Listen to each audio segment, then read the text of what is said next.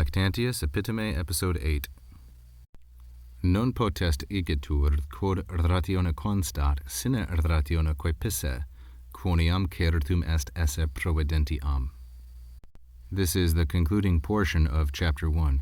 Therefore, he says, it is not possible, quod ratione constat, that something which consists of or depends upon rationality, it is not possible for it to have begun, quae pisse, without reason, without rationality, sine ratione. Ratione here is feminine singular and ablative as the object of the preposition sine. Here, ratione is also feminine singular ablative, but it's an ablative of instrument. Ablativus instrumenti. The subject of constat is quod, and the subject of potest is this clause, quod ratione constat.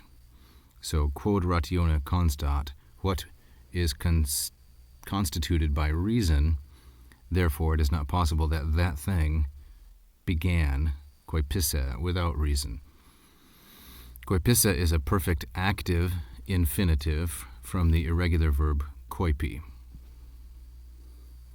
So then we are led to think this, because quoniam certum est, it is sure, it is certain, there is no doubt, that providence, providentiam, exists, providentiam esse.